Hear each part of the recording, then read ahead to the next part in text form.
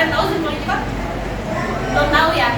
Jadi itu artinya manusia itu adalah makhluk sosial. Jadi manusia itu punya kecenderungan untuk bisa bergabung dengan orang lainnya, kayak gitu. Nah, dari situ terbentuklah satu kata yaitu komunitas.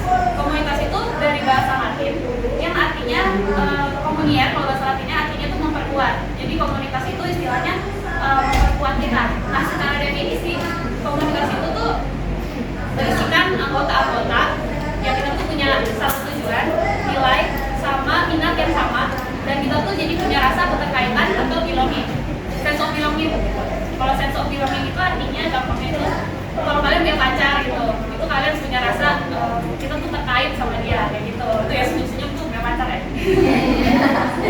Ya, gitu teman-teman. Nah, dari situ ada banyak bentuk jenis komunitas. Tadi aku lihat di bawah ada banyak ya di sini ya. Ya, nah itu komunitas. Nah, dari situ kita bertanya-tanya gitu ya, misalkan apa sih pentingnya komunitas? Komunitas itu penting untuk kita bisa memenuhi kebutuhan bersosialisasi kita yang tadi udah dikasih tahu sama Aristoteles tadi gitu ya. Terus yang kedua, komunitas itu penting karena kita tuh bisa aktualisasi diri kita di dalam komunitas. Contoh di bawah ada taekwondo ya kalau nggak salah. Betul.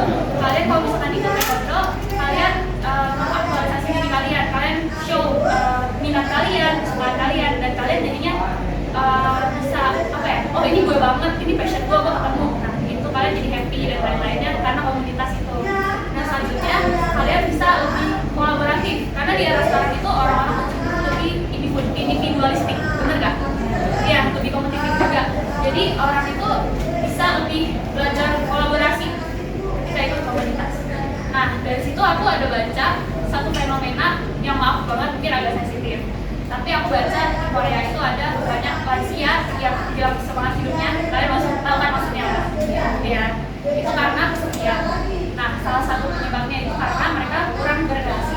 Jadi kualitas relasinya itu kurang. Karena itu mereka hilang semangat. Dari situ aku juga melakukan refleksi pada diriku sendiri. Aku ternyata juga pernah ngalamin kayak gitu. Nah, tapi suatu saat aku ada datang komunitas rohani dalam hidup aku.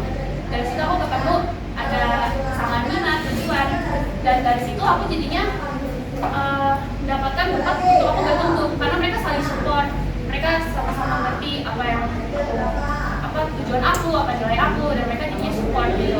Nah dari situ aku jadi ketemu arahnya aku mau kemana, dan mungkin aku bisa kuliah juga karena aku jadi tahu arah aku tuh mau kemana.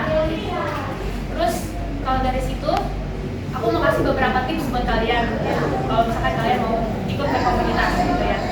Pertama, kalian jangan ikut komunitas karena kalian disuruh orang atau bukan karena kalian mau atau karena FOMO. Karena nggak apa-apa kalau misalkan kalian mungkin gak ada yang bergaul, mungkin teman kalian taekwondo misalnya kayak lu nggak ikut gak seru ya gitu. Itu nggak apa-apa karena daripada kalian ikut tapi stuck dan nggak tahu tujuannya mau kemana, betul? Betul, iya. Itu. Terus yang kedua, kalau bisa kalian sabar-sabar aja karena isi komunitas itu banyak ya orangnya.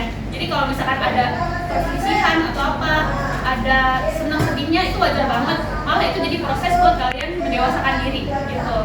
Jadi intinya penting banget untuk kita melihat bagaimana tuh komunitas bisa memenuhi diri kita, kebutuhan untuk kita bersosialisasi gitu.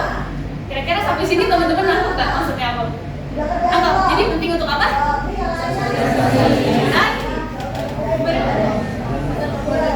Dan berkomunitas. Oke, cukup sekian dan terima kasih presentasi dari